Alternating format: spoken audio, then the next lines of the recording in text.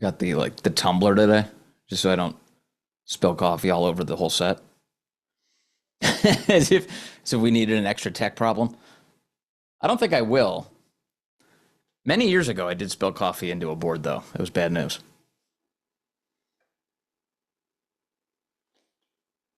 Hey everybody, welcome to Vince on a Monday. Boy, we have a huge show for you today. Vladimir Zelensky is arriving in Washington, D.C., has arrived to meet with the President of the United States after a gigantic summit in Alaska with the President of the United States. We got all the details on that. Also, Ed Martin stepping out in public for a big conversation. This show is brought to you by Blackout Coffee, the official coffee of all of us here at Silverlock. You can go to blackoutcoffee.com/Vince. Use the code Vince, that's VINCE, and get 20% off your first order. Thank you to Blackout Coffee. Yeah, we got all the Zelensky news, the Putin news. We have Ed Martin, again, giving us updates, actual updates on what's going on as they investigate all these lefties, to include people like Adam Schiff, Letitia James, all the Obama people, the grand juries that are underway. I'm telling you, if you're watching anywhere else, you're missing all of these details. I'm here to share them with you today. Also, stopping by the program today, Michael Knowles is here. Super smart. Love Michael. Great to talk to him as always. Eager to talk to him today. I'm glad you're here to join us. Chad, I hope you had a nice weekend. More on that in a moment. It's all coming up. Got to thank our great sponsors. Do you ever think about aging? You ever think about it? Well, as you get older and a little more creaky, you probably do think about aging. And you notice as you get older, I certainly have, that my energy goes down. I've been trying to figure out a way to get it all back. And I'm very excited to share with you C15 from Fatty 15. This is the first essential fatty acid to be discovered in more than 90 years.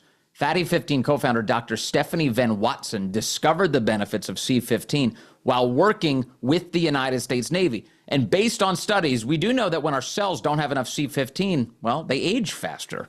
It's true. I did the research. You should too if you want. Fatty 15 can help you, though. It can help you repair and protect age-related damage to cells and help activate pathways in the body that do repair mechanisms that support our overall wellness.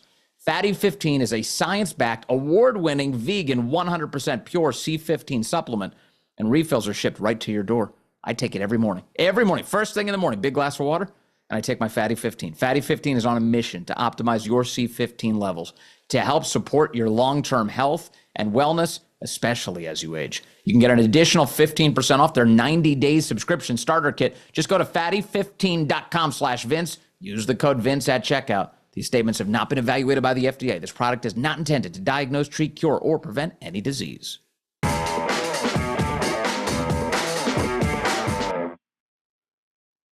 All right. Yeah, I hope you had a good weekend, chat. Great to have you here with me as always. Rumble.com/Vince if you want to get onto the live chat. It was a fun one. I was out on the Potomac River. You don't want to go into the Potomac, but it's perfectly fine to float on top of it with my great buddy, longtime producer Corey, and we were just having a wonderful time floating out there. But you know what was neat? It was a beautiful night. First of all, Saturday night, the wind was nice and it was nice and breezy. It was cool enough by the time the darkness set upon the land. Chris Plant, those of you who listen to Chris Plant, the radio host, and his great wife, or as he calls her, his best gal. We're also on the boat with us and a couple of others. We had a wonderful time.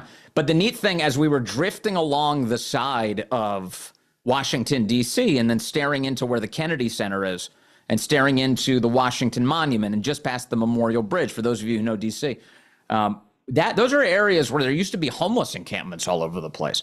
And this weekend, there were not homeless encampments all over the place. It was wonderful. And I ended up talking to some friends, locals in Northern Virginia, who don't always get a chance to go into the city. They brought their kids into the city this weekend, and they said that it was amazing. It was for the first time in a long time, there wasn't blight everywhere. There weren't homeless people all over the place. They were able to walk into the museums with ease. It was like very light traffic getting in and out of the buildings. It was great. It was really great. And so I got to say, thank you to the President of the United States. It's just what a joy it has been to see our nation's capital get cleaned up. And the people who are freaking out about this, these lefties, are just unreal. I mean, the fact is, this is the pro-crime coalition that's out there. And they had some weak, effete, little pathetic march they did over the weekend. Barely anybody attended it. That's because barely anyone's interested in making crime the norm again. President Trump's having a lot of success there, but it is causing some panic on the left. I'll get into some of those details as we go, not just today, but throughout the week. But it's great. Anyway, thank you to the president. We had a great time out on the boat. It was awesome. It was awesome. All right, let's see. They haven't done shit for the homeless. That's a total lie, Vince, says Decision Points. What the hell are you talking, Decision Points? Where have you been out there? Don't be a dummy. Go out there. Check it out. It's a big deal. They got all these homeless people off the streets. They put them in the shelters. They got them out of D.C. In fact, there was one homeless guy who straight up said he loves Trump, even though Trump keeps throwing his tents out. You see that this weekend? The New York Times had a piece. It was so funny. This guy was like, yeah, Trump keeps throwing my tents out. They keep clearing all these homeless encampments, and I keep losing all the tents. But I love them. I love them. And by the way, one more thing. You know, Decision Points might not know what's going on, but I'm here to tell you I do. You know, there was, I had a law enforcement source reach out to me this weekend and tell me, Vince, you would not believe how disgusting the inside of these tents are. They're getting all these people off the street. And when law enforcement goes, Department of Public Works goes, and they're getting these people off the streets, they're going up to these tents, they're clearing them out. The tents have human waste inside of them. Law enforcement's been retching. They said it's everything they can do not to throw up, just getting these disgusting tents off the streets of Washington, D.C. It's amazing. It's just amazing. Anyway, God bless the President of the United States for finally doing something about it. All right, we'll get back to some of that coming up. But first, I want to talk about the President on Friday. Last I left you, we were preparing for the President of the United States to meet with Vladimir Putin in Alaska. The left was, you know, as always, they just nag anything the president does and treat it like garbage. Oh, why are you meeting him in Alaska? What a concession. And the president did meet him in Alaska, and they set up a red carpet. They had both planes land right there on that joint base in Alaska. And it was an amazing sight to see. In fact, one of the great moments is as Putin was stepping off the plane, they flew a couple of B-2 bombers over the top of his head, which was totally awesome. Justin, do we have that clip of the B-2 bombers? Tell me we do. I'll tell you what, I can get it. I'll beat you to it. Here's the President of the United States buzzing these guys. Check this out. Look at that. Look at these bombers flying over the top of these guys. One more time for the people at home. Yeah, it was one bomber. You're right. It was one B-2, a couple of jets. So cool. Honestly, so cool. And just really, really awesome to see. That's a great way to welcome him. And the president was, you know, he had a good time with it. He said that he was very pleased with the way everything went down. They were there for about 3 hours. And the president absolutely crushing it. He said the meeting with Putin was extremely productive. Take a look here at the President of the United States talking about this. An extremely productive meeting, and many points were agreed to.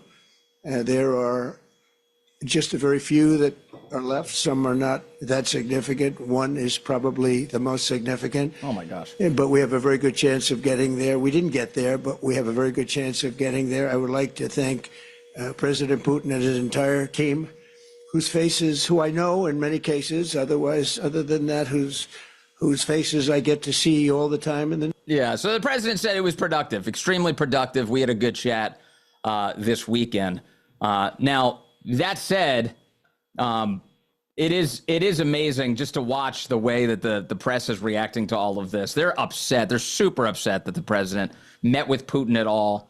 And we did get some details out of this. Take a look here. There's Steve Witkoff this weekend. He's the envoy, Cut 5, talking about what Putin agreed to in this meeting with the President of the United States.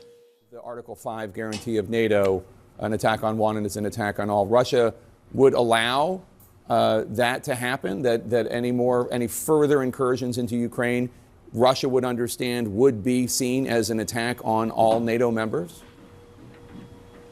No, Jake, that's not what I said. What I said is that we got to an agreement that the United States and other European nations could effectively offer Article 5-like language to cover a security guarantee. Okay, so let me pause on this for a moment because I don't know about you, but this is catching my attention. One of the things that we've been avoiding is lumping Ukraine in with NATO because we don't want to have to carry Ukraine's baggage, right? The goal here is to keep Ukraine out of NATO. Putin wants to do that because he doesn't want all of Europe and the United States to come hammering him if he engages in armed conflict with Ukraine like he's doing right now. And then we don't want Ukraine in NATO because we don't want to go into World War III with Russia. Seems pretty straightforward. So I'm a little curious what they mean by Article 5 protections. Article 5 is if you attack one, then you attack all. Basically, everybody comes flying in like a pack of screaming monkeys. We just come whooping your ass together. But that's not preferable. But in fairness to the Trump administration, we don't actually know the terms of this deal yet. They said Article 5 like protections. Steve Witkoff was asked for more clarification about this by Shannon Bream this weekend about what does that mean, boots on the ground. Is that what we're talking about? Look at cut 6 here. Here's what Steve Witkoff had to say. It means that the United States is potentially prepared to be able to give Article 5 security guarantees, but not from NATO, directly from the United States and other European countries. That is big. I mean, really big. Does it mean boots on the ground? What does it mean? But logistically? I think part of the discussion that we're going to have on Monday throughout the day, because there's going to be breakout sessions there, is exactly the specifics of what the Ukrainians feel that they need. Because remember, as mediators, we were at this summit to advance the Ukrainian position, and we did that. Yeah, they were at the summit. So I don't think that we got a ton of clarity on that. He's just basically saying there's Article 5 like. My guess is that if Putin agreed to it, which is what Witkoff said, then it is not a full-blown you attack us and then you attack everyone in NATO. It's a full-blown war. So we'll see. Obviously, as usual here, this is one of those areas where I'm like, all right, let's trust the president of the United States. Let's see what he comes up with here. Because the president this weekend, to reemphasize this point, he came out and said there is no way that Ukraine is joining NATO. That's not happening. And also, there is no way that Crimea is going back to Russia. Take a look. I want to show you this. This is the True Social post from the weekend. The president saying President Zelensky of Ukraine can end the war with Russia almost immediately if he wants to, or he can continue to fight. Remember how it started.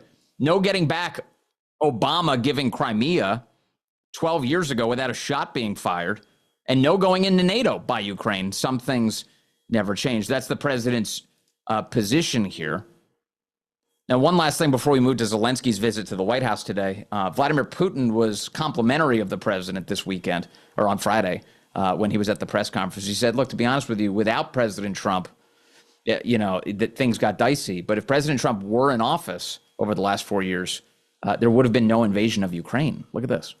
I'd like to remind you that in 2022, during the last contact with the previous administration, I tried to convince my previous American colleague that the situation should not be brought to the point of no return when it would come to hostilities. And I said it quite directly back then that it's a big mistake. Today, when President Trump is saying that if he was the president back then, there will be no war. And I'm quite sure that it would indeed be so. I can confirm that. I think that overall, me and President Trump have built a very good, business-like and trustworthy contact. And I have every reason to believe that moving down this path, we can come, and the sooner the better, to the end of the conflict in Ukraine. Thank you. All right, so that's, you know, Vladimir Putin extending an olive branch to the president of the United States, paying him a compliment, obviously hoping to keep him close, but saying that, you know, it's Biden's fault that things got as dicey as they've been. And you can stretch that out even longer, as President Trump did. It's Obama and Biden's fault that things got as disastrous as they did in that region of the world. Never should have been that way. And it got us ensnared in a complete mess that President Trump is now trying to clean up. That leads us to today. You have Vladimir Zelensky arriving in Washington, D.C. overnight.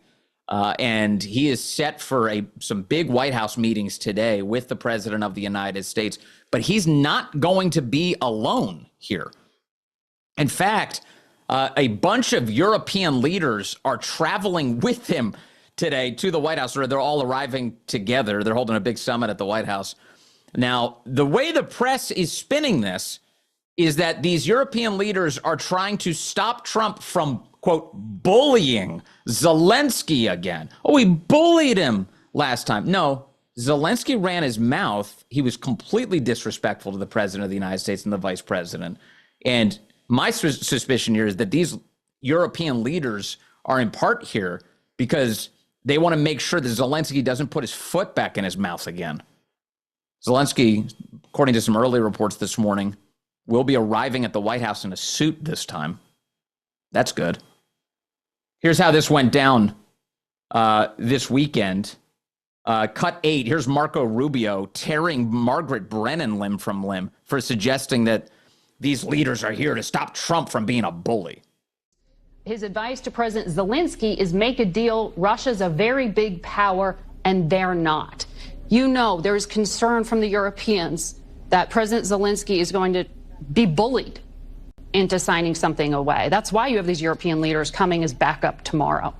Oh my Can gosh. you No, it isn't. That's not why they're coming them? as back. That's not true. No, but that's not that's not true. They're not coming here tomorrow to keep Zelensky from being bullied. They're well, not that coming. February in fact, Oval Office they're coming meeting here in tomorrow front of television cameras where President Zelensky Do you know how many meetings was we've dressed had since down. then? Oh, no, I know. And I was just up in Yeah, but we've had Alaska a bunch of watching the meetings one since with then. Vladimir Putin where a red carpet rolled out. No, but it for was them. my It was Zelensky. We've very had more different. meetings. We've had one meeting with Putin and like a dozen meetings with Zelensky. So, but that's not true. They're not coming here tomorrow to keep Zelensky from being bullied. They're coming here tomorrow because we've been working with the Europeans. We talked to them last week. There were meetings in the UK over the previous weekend. And they said President Trump was going to demand a ceasefire. As early as Thursday. No. But you said that they're coming here tomorrow to keep Zelensky from being bullied. They're not coming here tomorrow. Oh, this is such a stupid media narrative that they're coming here tomorrow because Trump is going to bully Zelensky into a bad deal. We've been working with these people for weeks on this stuff. They're coming here tomorrow because they chose to come here tomorrow. We invited them to come. We invited them to come. The president invited them to come. And the point here is that the United States shouldn't have to carry the burden anymore. Europe needs to carry its own weight in this equation. So the plan is get everybody in the room. Everybody sits down. We hash this out. We'll get all the players involved. And the president's already indicating that if things go well here today, Monday, with Vladimir Zelensky, they could have a trilateral meeting with Vladimir Putin by the end of the week. That's how quickly President Trump wants to get this thing done, because it's dragged on long enough. President Trump has already indicated, including in an interview with Sean Hannity this weekend, that I want to get this done immediately. I want to set up a meeting between all of us. Take a look. Here's the president this weekend, right out of that meeting with Vladimir Putin. Take a look. But there's not that much as Zelensky to get two pretty significant items, but I think they can be reached. Now it's really up to President Zelensky to get it done. And I would also say the European nations, they have to get involved a little bit, but it's up to President Zelensky. I think we are, and if they'd like, I'll be at that next meeting. They're going to set up a meeting now between President Zelensky and President Putin. And myself, I guess, I didn't ask you about it. Not that I want to be there, but I want to make sure it gets done. All right, so the president's ready to go. He just wants to get this thing done, and rightfully so. So we'll see progress this weekend with Vladimir Putin. A lot of conversations going on with Vladimir Zelensky, including in person, as Zelensky shows up reportedly in a suit to the White House today. European leaders present for that, and we'll keep an eye on it and bring you any breaking news updates on the national radio show and certainly on tomorrow's edition of Vince. Up ahead on the program, we've still got waiting in the wings. Michael Knowles will be here, and I want to share with you the latest on the accountability push, the grand juries that are underway as Obama World is investigated by the Trump Department of Justice. A lot of seismic updates on that. I'm really glad to see what's happening here. I'll share that with you in just a moment. Before we get there, I have to thank our great sponsors. That includes Jacked Up Fitness. was just doing pull-ups this morning on the Jacked Up Fitness machine. More and more Americans are prioritizing their wellness and getting back in shape, but studies have proven that strength training does more to help burn fat than cardio alone. I've been working with Don and the team over at Jacked Up Fitness for a couple of months now, and they're great. They really know what they're doing. The all-in-one home gyms by Jacked Up Fitness are already best in class. Trust me, I have one just feet away from me here. But now their all-new X Series takes home fitness to the next level. The Power Rack Extreme Functional Trainer lets you do hundreds of exercises, basically everything you would do at the gym, right from your spare room or your garage. Want more? The Power Rack Pro X features a fully upgraded cable crossover system with articulating pulley arms for unlimited width combos. You're going to hit every muscle group. And if you're new to this, no worries. They've got a free Get Jacked Up video program. And it's great. All you have to do is press play, and then you follow along. No more excuses. Let's do this together. Go to getjackedup.com. Use that promo code Vince and save 10%. That's getjackedup.com. Jacked Up Fitness. I do love the Jacked Up Fitness machine. And I was doing pull-ups. You know, it was one of the cool things about the they've got all these pull-up variations, like wide grip, narrow grip, you know, that kind of thing. And when I first started, I could only bang out a couple of clean, full extension pull-ups. Now I'm easily doing, depending on how rested I am, somewhere between 10 to 15 at a time when I'm fresh, and then I just keep going. It's great, and it's all that that Jacked Up Fitness machine is awesome, so I highly recommend it. Get jacked up. All right, let's see. I've got a lot. Okay, Ed Martin, the weaponization czar, appeared on Maria Bartiromo's show on Fox News this Sunday Morning Futures with Maria Bartiromo, and it's been awesome actually listening to Ed Martin talk about all this because. He gave us some meaningful updates. So let's see where I should start here. I want to start with the fact that over the weekend, going into the weekend, Ed Martin was spotted in Brooklyn wearing his investigator trench coat, showing up outside of Letitia James's Brooklyn home, which is a lot of fun. Take a look. I've got this here on the Rumble feed. Here's Ed Martin, the New York Post capturing this. Standing outside of Tish James's home, you know, trench coat on. He's got his aide with him, and they're assessing the home. Now, remember, Letitia James has been accused of mortgage fraud for claiming 2 different homes as her primary residence. Not supposed to do that. Adam Schiff is guilty of the same thing, allegedly. And Ed Martin has, we believe, and as you hear the audio, launched grand juries, has been able to impanel grand juries to go after both Letitia James and Adam Schiff. Not a small deal. And so we get some details from Ed this weekend on everything that's going down. Let's take a look here. Let's start. We'll start from the very top. Here's cut 1. This is Ed Martin saying Pam Bondi has us working like crazy right now. Take a look. Attorney General Bondi has that Department of Justice spinning like a top. We've got more stuff going on. A lot of it we can't talk about because of the nature of it, but it's going like crazy. And one of them was we were in a group, we're still in it, working on the Russia hoax. Yeah, they have us spinning like a top right now. He's got Pam Bondi has prosecutors working as we speak on the Russia hoax, says Ed Martin. So if you're looking for something measurable there to say, hey, are they actually doing things? Yeah, not only is the FBI doing a crap ton, they're doing a ton of digging and a ton of transparency stuff. On the prosecution side, Ed says Pam Bondi has us spinning like a top right now. And then he gets into more detail, in particular about Letitia James and Adam Schiff. Take a look, cut 2 here. When Bill Pulte sends a criminal referral over to us, and he says Letitia James and Adam Schiff, and by the way, both their lawyers have come out and talked publicly about that criminal referral. So you can talk to them about the specifics, because I'm going to tell you what we're going to do is we're going to follow the facts. Every American that has a mortgage or has other documents they sign has to follow the law. We're going to go to the very bottom of the facts, and if somebody did something wrong, we're not only going to hold them accountable, we're also going to look at everything else that they've been doing, because when you're a liar, you lie not just on one thing. When you're a cheater, you cheat not just on one thing. When you're doing corruption, you generally don't just do it on one thing. So that's our what we're asked to do as prosecutors, and that's what we're doing. Okay, all right. A couple things going on here. One, in our Rumble chat right now, I saw Viva Frey is here. Hey, what's up, dude? Good to have you with us. He's a lawyer. So here's the thing I want you to think about. What you just heard from Ed Martin. He said, when you lie and you cheat on one thing, chances are you're lying and cheating on a lot of other things as well. And what you're seeing from Ed Martin is a hand tip.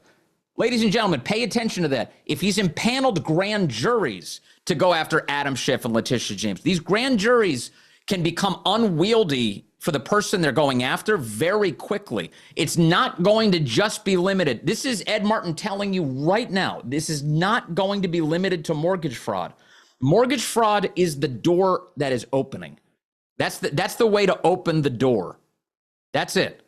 Beyond that, all of the stuff that the grand jury is going to start looking at, it's going to get more and more and more expansive. This is not a good situation for Adam Schiff, who, remember, in the past week was just accused of leaking classified information to pursue an indictment against Trump by a Democrat Party whistleblower.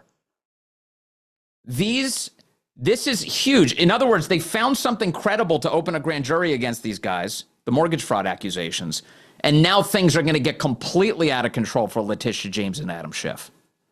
So keep your eye on that. Ed Martin is being very suggestive in that clip, but I don't think people appreciate generally the detail that he was giving there.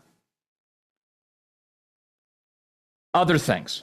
Martin confirmed, yes, I was visiting Letitia James's home in Brooklyn. Take a look, cut 3. I was in Newark, actually, New Jersey, for some meetings, and I went over to New York for another meeting, and I went by there. One of the referrals is about that property that she has. Is a very prominent neighborhood in Brooklyn, and I wanted to lay eyes on it. I think most people, if you're prosecuting something, you're careful. I didn't go there and announce it. Some woman came storming up and shooting video and talking to me, but I wanted to see the property, and there's a number of other aspects of these cases where you got to get a sense of what is actually at stake. Do you have a grand jury in these cases?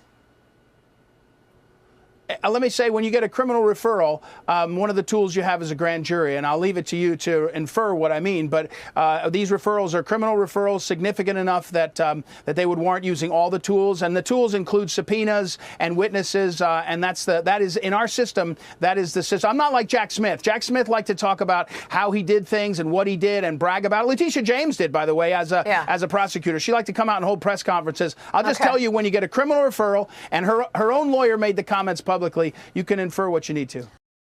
You can infer what you need to. How hard can he possibly tip the hand he's holding right now? You're staring at it. You get to see all the cards, all the suits. You know exactly what he's saying. Yes, grand juries have been impaneled. That's the answer from Ed Martin without actually saying it. That is the answer. Great news. Staggering news out of the weekend. Wonderful news. Not appreciated to the extent that it should be. This audience appreciates it. More. Guess who else they're investigating? That's right. The January 6th committee. Cut 4. Ed Martin explains there are people here who did not receive pardons from Biden. They should watch their mailboxes. What about the January 6th committee? Did they destroy evidence? Is there criminality there? Of course. We're all in that too, and trust me, a lot of people did not get a pardon that were involved in the select committee, and they ought to be keeping an eye on their mailbox, because there's a lot to be asked about. Yeah, boy, that brings a song to my heart and a tear to my eye. I love that. I love that. So Ed Martin giving us that detail too. And lastly, here from Ed Martin, while we're celebrating his excellent appearance this weekend, he says. When everything comes out, the stuff that they're working on, all of these hoaxes are going to be taken down. Cut 5. Here's Ed. I'm telling you, Pam Bondi has let us loose, and when this comes out, it'll take the whole of these people's hoaxes down, and we're doing it bit by bit, and it's fantastic. It's a great privilege. Yeah.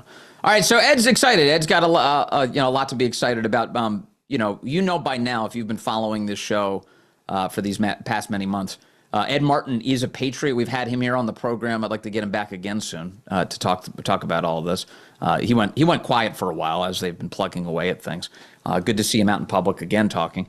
And look, that guy should have been the U.S. attorney. He was stopped by a guy called Thom Tillis in North Carolina. He should have been the U.S. attorney for Washington, D.C., but But we've got something really great going on here as he runs the weaponization subgroup. And now he's going after Adam Schiff. The Senate blocks him. Senator Adam Schiff did not want Ed Martin to become a U.S. attorney. And now Senator Adam Schiff has Ed Martin breathing down his neck. I love that.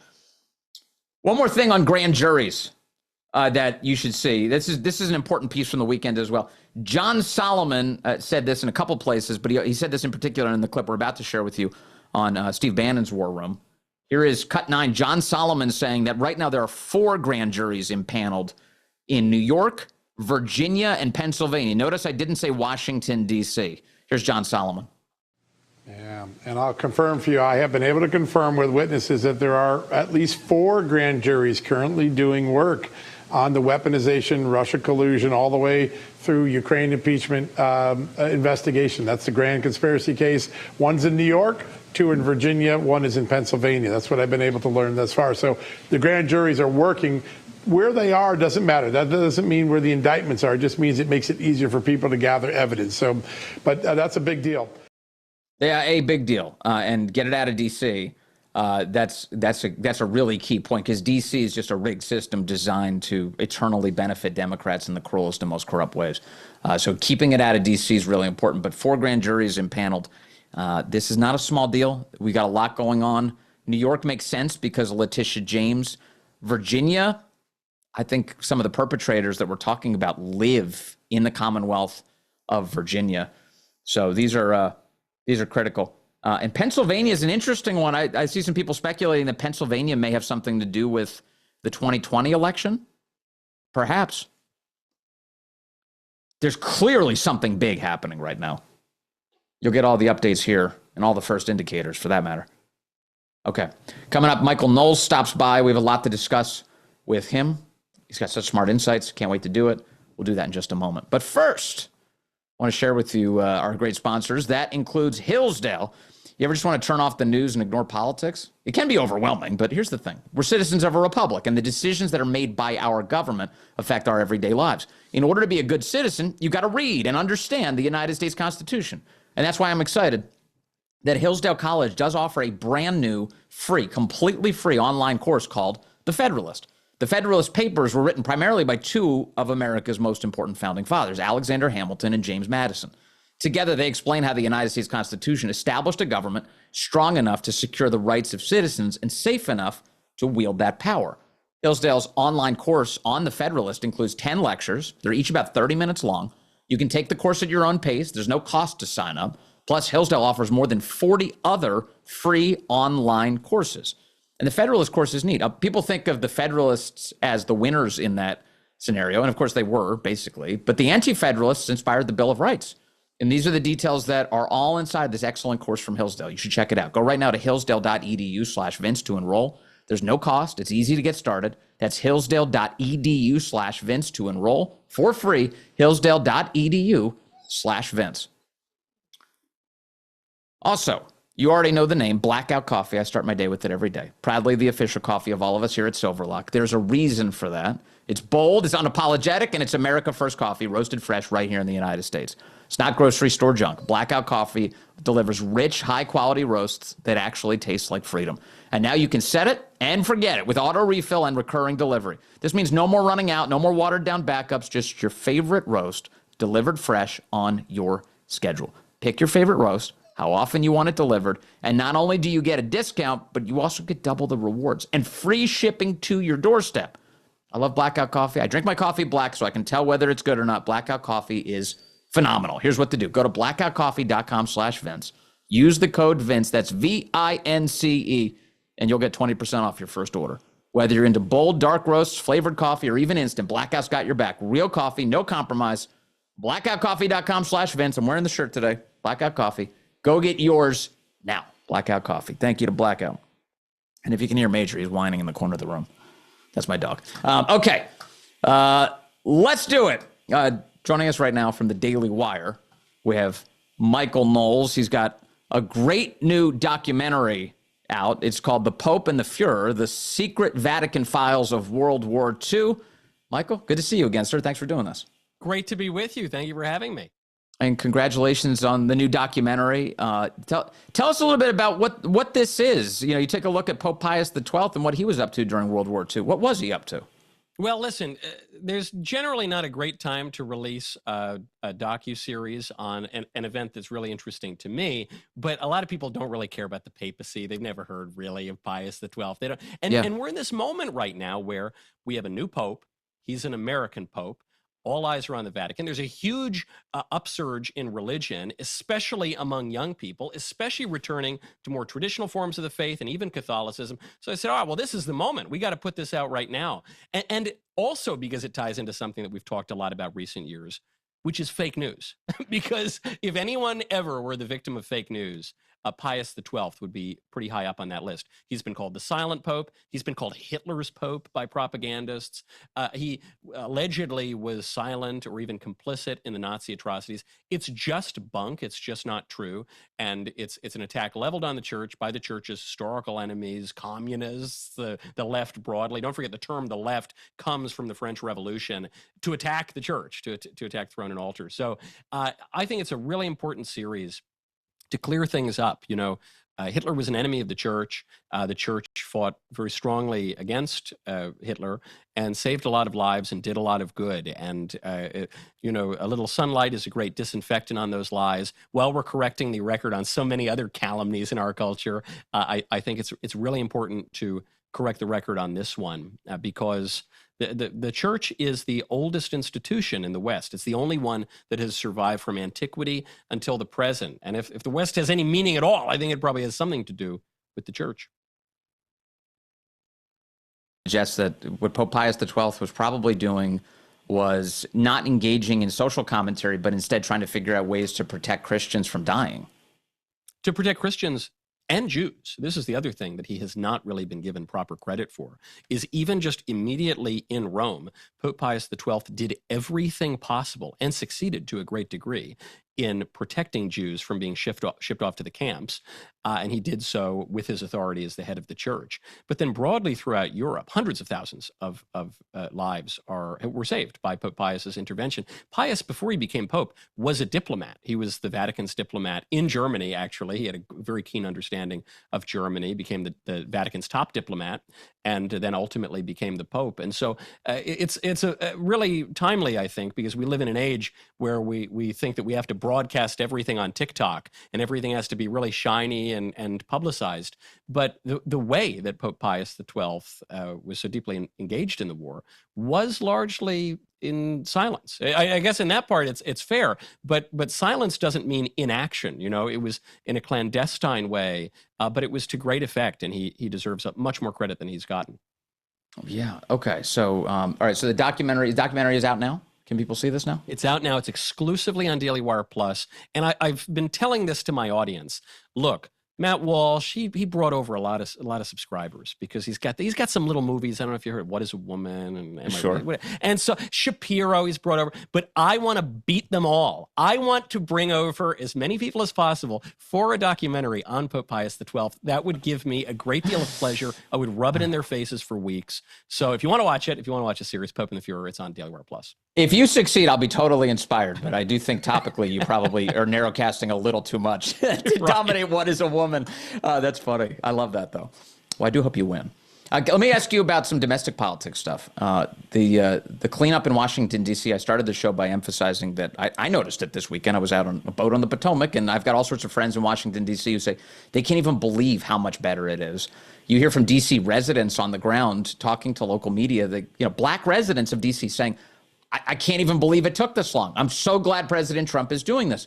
But there's a category of elite, typically astroturfed white liberal, who is absolutely furious that President Trump is cleaning up the streets of D.C. And they're accusing him of, speaking of fascism, of being a fascist for doing it. What do you make of that response? How could there be a pro-crime coalition? There's a pro-crime coalition and apparently a constitutionally illiterate coalition, because they're not just calling him the F word of fascist, they're calling him the F word of federalizer. Apparently Trump is engaging in a federal takeover of D.C. Just if any of them are listening right now, DC already belongs to the federal government. It is a federal district that goes back to the Constitution. Article 1, Section 8, Clause 17. Congress controls DC, quote, in all cases whatsoever. Then the president has had a role here as well. For 102 years, the president would appoint the governors or mayors of Washington, D.C. It only really starts in 1973 with the Home Rule Act that D.C. has a robust local government. Hasn't worked out very well if you've spent any time in the federal district. And even so, President Trump's alleged federal takeover of D.C. works within the context of the Home Rule Act. I think they should repeal the Home Rule Act, but President Trump is working within the confines of the Home Rule Act, taking over parts of the police department, as is his right. I spent a lot of time in D.C. Vince, you spent a lot of time in D.C. This place has gotten really bad. Democrat Congressman Henry Cuellar carjacked at gunpoint by Capitol Hill. Naomi Biden, the president's granddaughter, carjacked in a Secret Service vehicle in Georgetown. Georgetown's probably the nicest part of D.C. I have personally been out with a U.S. senator in a nice part of D.C. and saw him get carjacked. And not even because they thought he was a senator. It's just because carjackings happen in D.C. It's gotten so bad. Nobody really benefits from that. So the residents, I'm sure, are thrilled that the crime's getting cleaned up. The only people who are upset are the elite Democrats who never have to deal with the consequences of their policies, who live in gated communities in the suburbs and are attacking Trump for cynical political reasons while he gets the job done. So, okay, I think you kind of answered my next question at the end there. Cynical political reasons. In other words, the only reason they object is because it makes Trump look good? It makes Trump look good. And also, what they want is not to have the federal government reassert its traditional and constitutional role in the federal district. They want statehood for D.C. And the reason they want statehood for D.C. is because most D.C. residents are Democrats, and it totally shifts the balance of power in the Senate and the Electoral College. It would be completely contrary to the letter and spirit of the Constitution. But that's really what this is about. So, also that argument is so easily pierced as fraudulent when you suggest retroceding what's left of D.C. back to Maryland. If you say, "Why don't we just give it to Maryland then, and those senators will represent you?" Oh, you want representation? Perfect. We'll give you to Maryland. And they say, no, we don't want it. We don't want it. Why don't they want it? Because they want 2 free senators. It's as simple as that. Simple as. That's what they're after. And so what Trump is doing, and I think this is really refreshing for a lot of Republicans, is he's wielding his just political power because the people voted for him. And so often we've gotten these squishy Republicans who don't want to wield any power. They just want to sit around and do nothing, and they make some kind of supposedly principled argument about it. Trump is saying, no, he said this in 2016. He said, I'm running for president so that you have good neighborhoods. And a lot of ideologues got upset about that. They said the president shouldn't be involved in good neighborhoods. No, he should be. It's about one nation. We don't want to have a nation of haves and have-nots, of the people who have to deal with crime and drugs, and a nation that gets to live in the suburbs and the gated communities. We want a thriving nation. D.C. is the nation's capital. It's a symbol of the whole rest of the country. We all have a right to that. And so the only thing I would say they need to go further. Deportation crackdowns are great. The crime crackdowns are great. But I was in D.C. over the weekend for an event. I was hosting an event for the Department of Education. And they still have those stupid pride flags up. Vince, it's August. I thought the Pride month, such as it is, was June. Now it's Pride quarter of the year. I don't want any of those pride flags. So whenever the wonderful new police and National Guardsmen have a moment, rip down those stupid flags. This is the people's capital. Put some American flags up. Yeah, how embarrassing. I'm so sorry that it was like that when you arrived here. Can you talk more about the value of having a clean and functional and law-abiding capital? Because, one of the things that the Trump administration has talked about regarding crime in D.C. is if D.C. were its own country, that the State Department would warn people against visiting it. Like that's because it has crime rates that are at levels that normally the State Department alerts you before you go there. You probably shouldn't go. What's the value, you think, in having a clean and functional capital?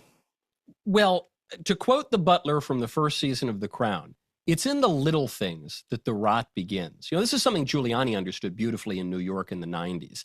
It's that one broken window. That broken window, if you don't take care of it, the whole neighborhood's going to fall to pot, and there's going to be crime, and there's going to be drugs, and it all just kind of snowballs on it. So you have to take care of these little things. Also, because the nation's capital is a symbol for the rest of the country. Why do we have these big, beautiful neoclassical buildings there? Why? Is it just because the DC residents have good taste in architecture, increasingly bad taste in architecture? No, it's because it's a symbol of the whole country. The Capitol, the White House, the monuments on the National Mall. If the Capitol has fallen into decay and corruption and violence and disorder, that is symbolizing that has happened to the rest of the country too. And it's why, by the way, Trump does not want to just stop with D.C. It's why Trump says, we got to look at Baltimore. Baltimore, you feel like you're driving around Afghanistan when you're on the Amtrak going through Baltimore. Yes. And parts of that city look horrible. Oakland is a failed city. It's like a failed state, okay? And what Trump is saying, unlike a lot of his Republican predecessors, he's not just saying, yeah, whatever, you do you, figure it out. Yeah, if New York falls to hell, that's their problem. It's not my problem. No, Trump is saying, we're Americans, and our cities are part of our country, and Americans have a right to good cities, and I'm not just going to say, go to hell and you deal with your own problems. Yes. I'm the president of all Americans, and we're going to fix it.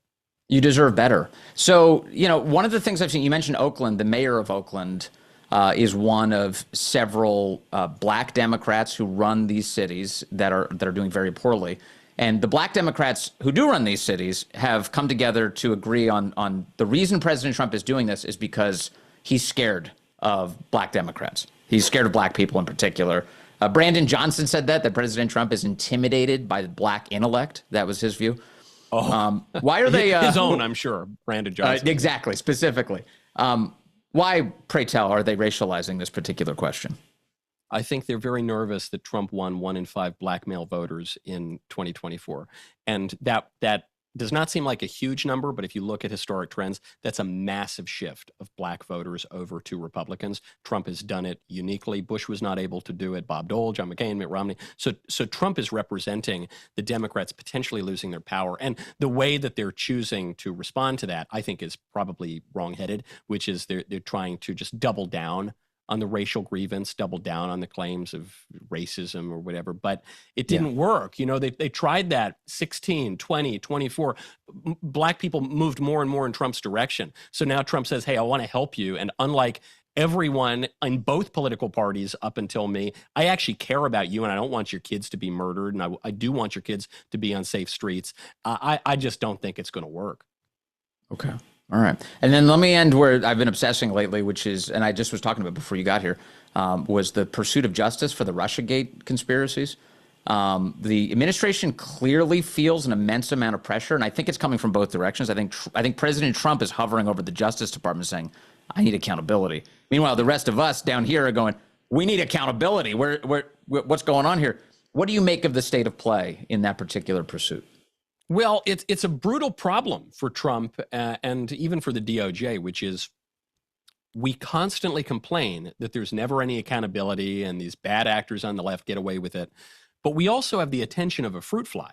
So the problem really is even conservatives, not the ones who are watching your show, not the ones who are really plugged in, but there are plenty of conservatives who say, what was that? Oh, it was like 10 years ago, and Obama, right. Who's Obama again?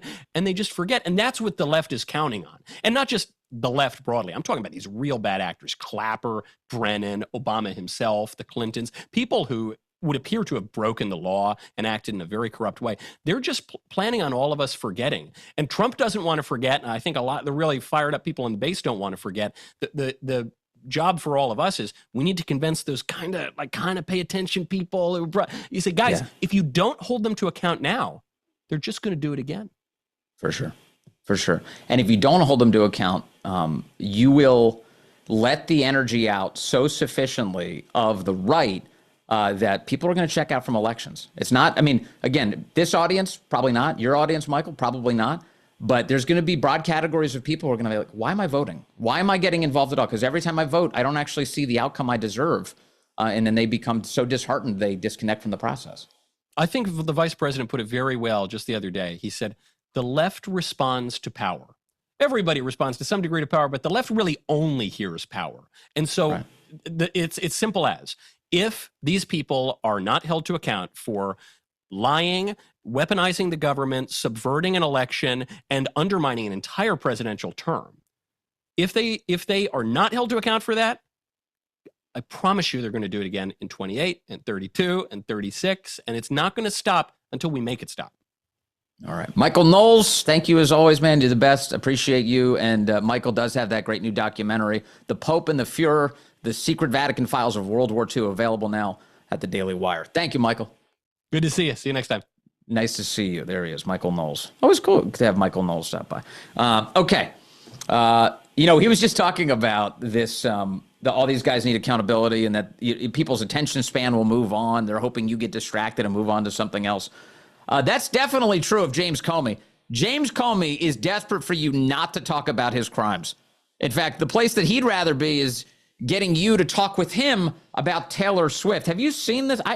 I do not know what this guy is doing. I mean, other than putting together these gay diary videos, I can't even begin to explain what this is. Here is cut 10. Further reason for us to lock up James Comey so that the world is spared from things like this. Hey, everybody. Welcome back to my Substack. Last week's cold turns out to have been COVID. Quite a flashback. And Donald Trump is still president and still humiliating America on a national stage, standing next to Vladimir Putin. It's like a dream, a bad dream you can't wake up from. I love it. I don't want to talk about that bad dream this week. I want to talk about a truly inspirational public figure named Taylor Swift. Oh, my God. Of course, I watched her podcast interview with the Kelsey brothers.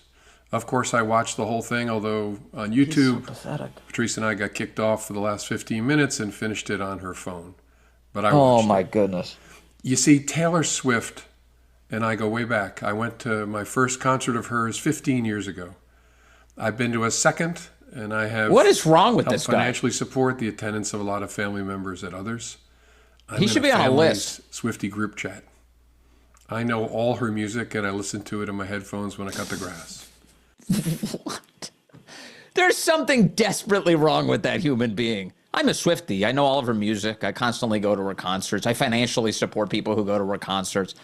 You are so, I don't know. He's such a basic bitch, that guy. That's unreal that you put that on video and you shared that with the world. You should keep that to yourself. Don't say that out loud. It's kind of embarrassing, actually. Here he is saying that he was at recently, he was describing what occurred at his second Taylor Swift concert. Here's James Comey. At my second Taylor Swift concert in Hartford, Connecticut, 14 years ago this summer, she sang a song about this topic, asking, why you gotta be so mean? Oh my goodness. And she spoke directly to the nasty people.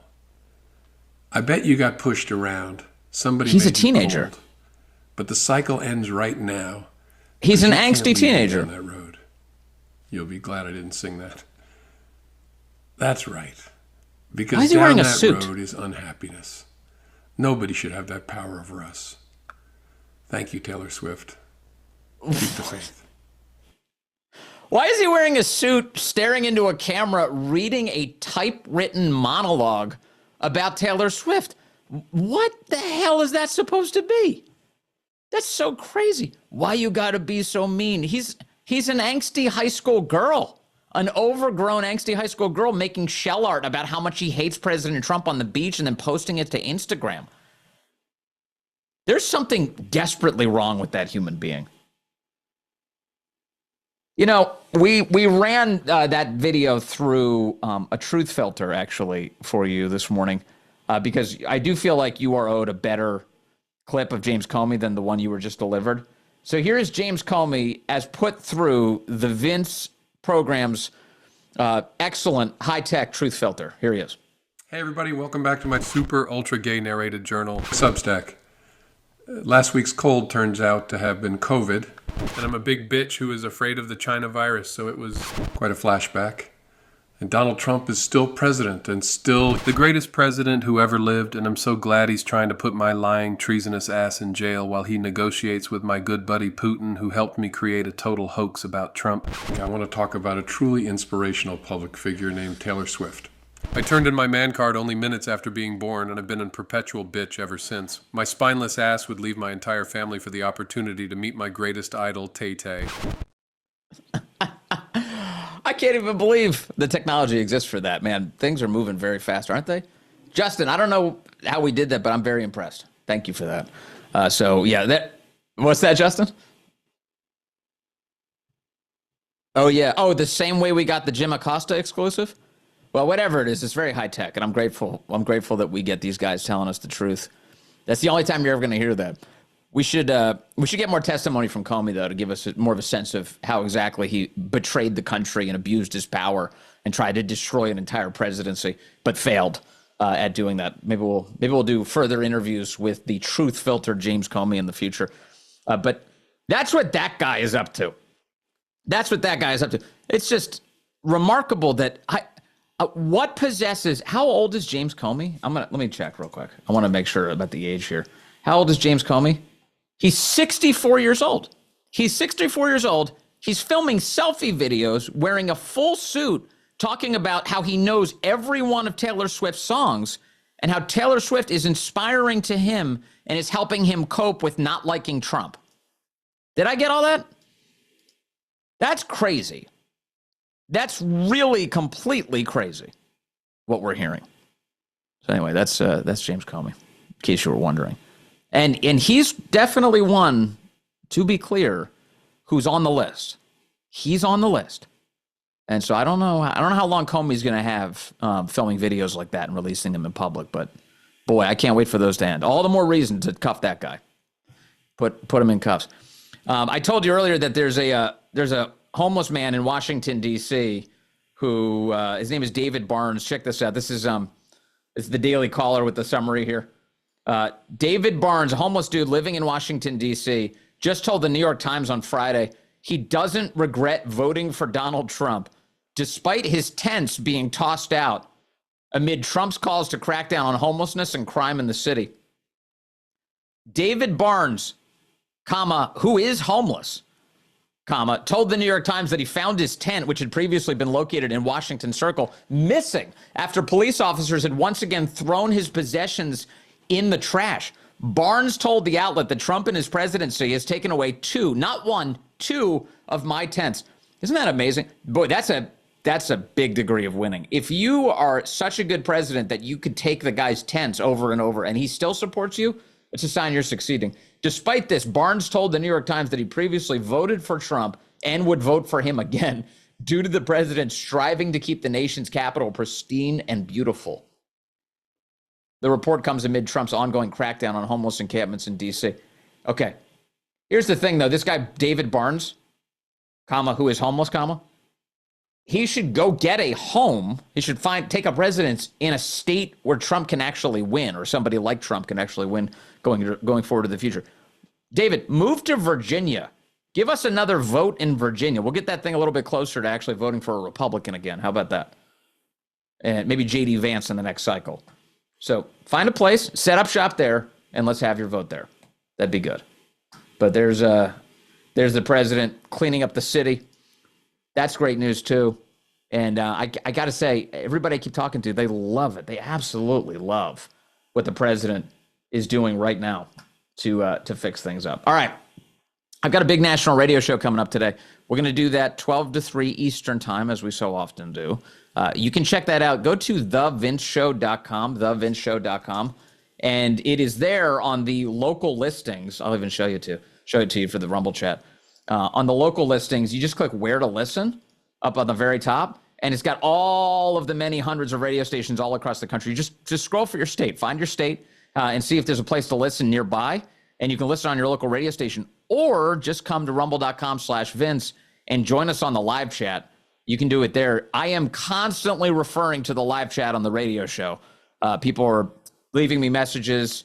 I'm reacting to them. We're doing it for the national radio audience. So if you want to be involved in that, come and stop by the Rumble chat. I'll chat with you there. Always great to have you. So what's going to happen is tomorrow we're going to have a review of the president's meeting with Zelensky, set to happen shortly as we're doing this program live. European leaders are set to arrive at the White House at noon today. The president does greet Zelensky at 1 o'clock p.m., and then he'll have a meeting shortly after that. So this will all be happening during my national radio show. So if you want to tune in to the live developments there, you can. We'll have that going on. Then the president spends time with the European leaders, and then they're going to have what's called a family photo at the White House. That's with all the world leaders together who are present at the White House. And then they're going to have a big meeting later in the day around 3 o'clock as my radio show is concluding. So if you want to keep track of all of the news events, track the radio show today. We will have those all coming up. Also, KT McFarland is going to stop by the radio show. So we've got a big update from her. Very smart. She'll give us her assessment of the meeting with Putin and how Zelensky could proceed today and not screw things up. Stay with us. Got a lot more updates ahead on The Vince Show and on Vince. Appreciate you as always, the best damn audience in media. Coming up next, right here on Rumble, Steven Crowder takes things away. Stay tuned for that.